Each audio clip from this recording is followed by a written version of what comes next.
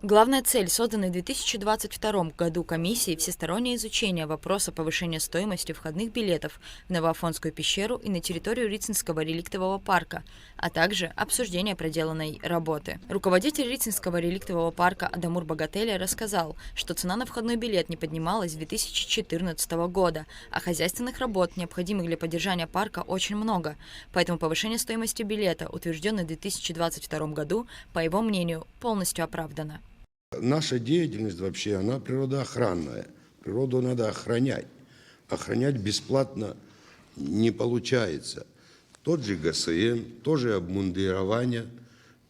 У нас по обходам, по 7 лесничествам стоят дома-кордоны. Люди на круглосуточной основе дежурят. Помимо охранных функций, обслуживание природных памятников и всего комплекса сооружений, по словам Богателя, обходится недешево.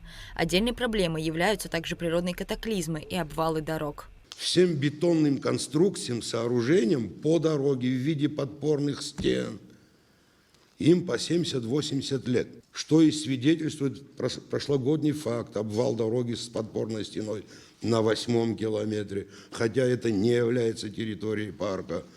Мы, как помню, Стелла Владимировна, потратили туда около 9 миллионов рублей.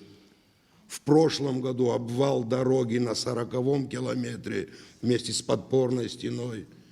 Мы потратили туда 17 миллионов. Тут же на следующей неделе дальше обвал пошел по периметру озера. Сейчас конкретно занимаемся, в ближайший месяц мы должны это устранить.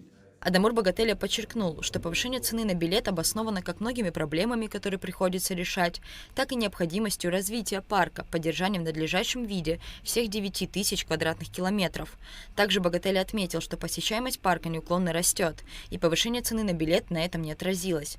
Для обеспечения безопасности туристов необходимо и техническое оснащение, например, снегоупорочные машины. Кроме того, нужно решать коммунальные проблемы. Благодаря приобретенной технике в 2021 году в зимний период парк принял свыше 40 тысяч посетителей. Главный бухгалтер заповедника Стелла Абгаджава также рассказала о распределении средств. 100 рублей идет в администрацию города Гудаута, 210 рублей идет в бюджет и в небюджетные фонды. По анализам прошлого года. 100-110 рублей уходит на благотворительные фонды. Вот тут и оборона, и все вместе. В распоряжении Рицинского парка остается 280 рублей от 700 рублей.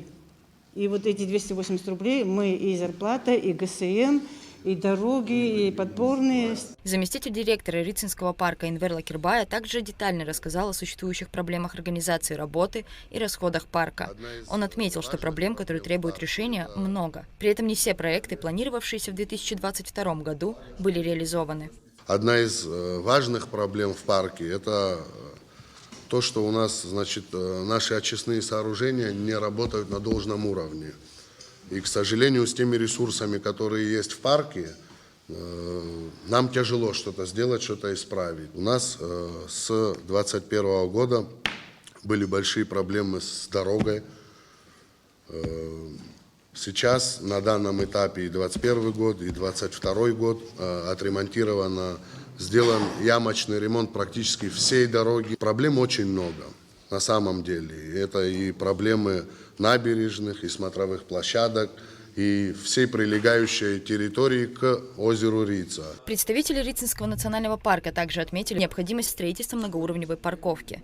По словам Энвера Лакирбая, существует и проблема с электроэнергией. Тариф на посещение Новоафонской пещеры также не менялся с 2014 года, а функционирование такого крупного туристического объекта требует больших затрат. Прежде всего мы ориентировались на что? Конечно же, и заработная плата имела значение, но самое главное – это наше сегодня техническое состояние, состояние Новоафонской пещеры. Мы, в принципе, принимаем из года в год почти одинаковое количество людей, предоставляем свои услуги. Сходя из этого, подняв цену, мы можем только выиграть. Что касается местного населения, конечно, в законодательстве нет таких вопросов, учитывающих там с местных столько-то, там с отдыхающих столько-то, но мы стараемся всегда идти навстречу, и все это прекрасно знают. Хочу уверенно вас убедить в том, что наше местное население от увеличения цен не пострадало. Руководитель объекта также отметил, что все последние годы инфраструктура пещеры работает на износ. Требуется замена старых рельсов, по которым туристы на поезде доезжают до входа в пещеру. И у нас есть и железнодорожная команда, у нас главный инженер, который реально в теме уже работает больше 40 лет. Так что проблем предостаточно. Наше здание уже обветшало, где-то есть осадка, где-то есть крены, есть заключение технической комиссии, которые мы не можем не замечать и не слышать, так как мы работаем с гостями, с туристами, многочисленное количество людей у нас постоянно. И вид должны привести в порядок и техническое состояние, прежде всего, которое должно отвечать уровню безопасности современному наших туристов. По словам Мирона Чалмаз, необходимых работ на Ваафонской пещере много. Повышение стоимости входного билета в действительности оправдано, ведь объект принимает громадное количество туристов каждый год, и техническое оснащение крайне важно. Также представители Новоафонской пещеры привели комиссии статистику посещения и отчет о доходах. На 30 тысяч человек мы обслужили в 2022 году, против 2021 меньше.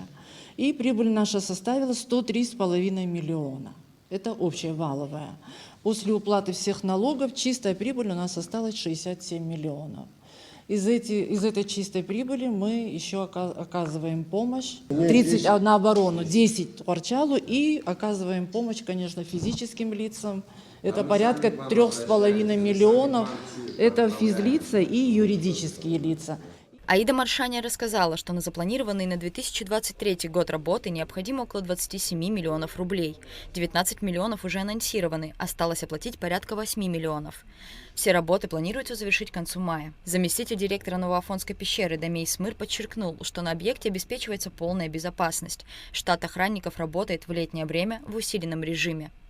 В завершении встречи депутаты поблагодарили представителей туристических объектов за объективную информацию, за помощь городам Абхазии, а также обороны безопасности. Участники рабочей группы также выразили готовность оказывать содействие в решении проблем. Рада Чачава, Роберт Ломия, Абхазское телевидение.